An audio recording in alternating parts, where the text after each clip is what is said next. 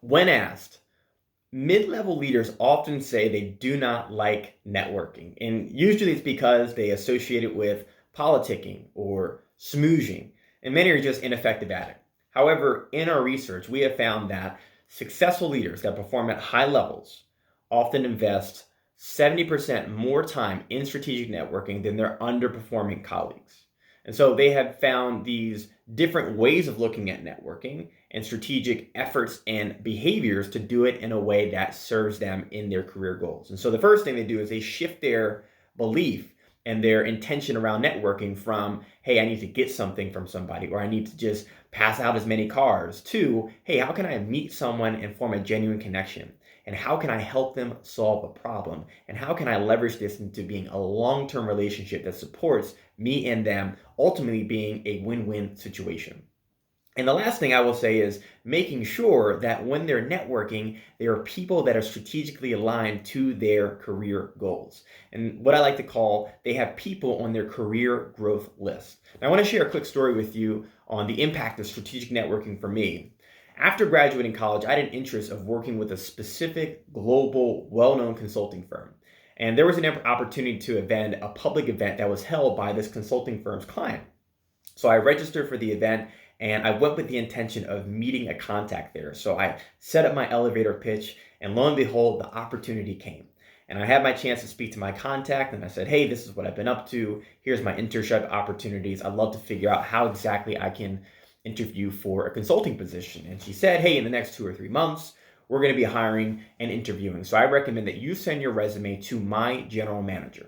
Now, at that time, I had just learned about a strategic networking skill and technique called the golden triangle. And the rule of the golden triangle says that you're at the top, and I was at the top, and on the left is someone that is in dire need of a service, or they have a problem, and on the right is someone that has a solution to that problem.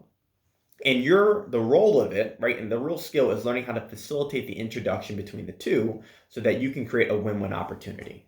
And so knowing that, I thought to myself, okay, well, before I send off my resume to this GM, what I'm going to do is help my contact get something she needs. And lo and behold, or she just happened to be the sales manager for the entire state, and I found out who was her ideal prospect.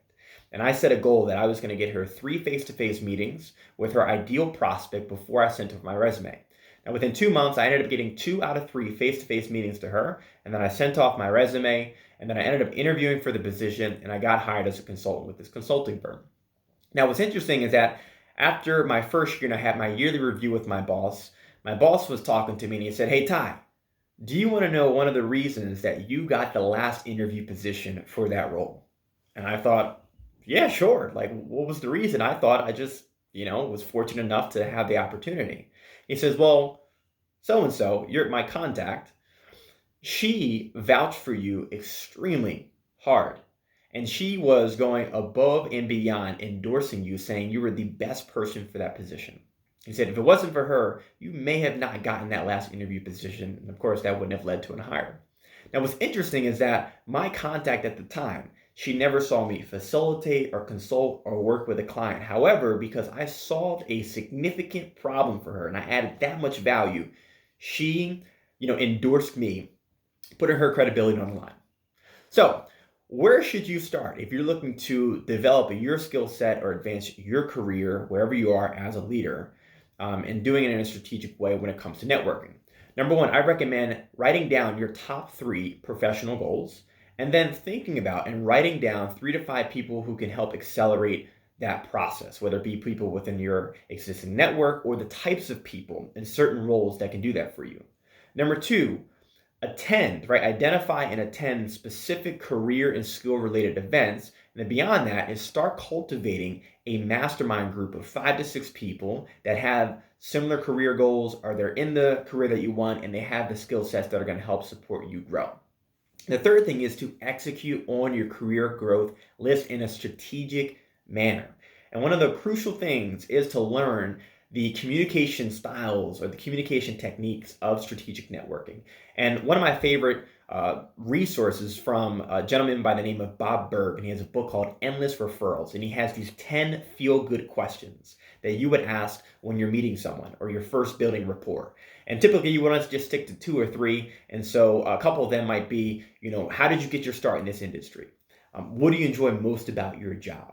What ways have you found to be most effective for performing your job? And the final crucial question that will separate you from everybody else, and you only want to ask this after you've built some rapport, is how will I know I'm speaking to someone that's a good contact for you? And then of course you want to go to work forming that relationship if there's someone that can support you, add value to the relationship. Now, with that being said, there are more tips and a complete guideline on how to use strategically network in a way that's going to help you develop your capacity and skills as a leader. And I recommend checking out the link in the description so you can see the full article, which has the full guideline. And with that, I want to say thanks for watching, and I highly encourage you to drop a comment so I can hear your thoughts, and have a super day. Thank you.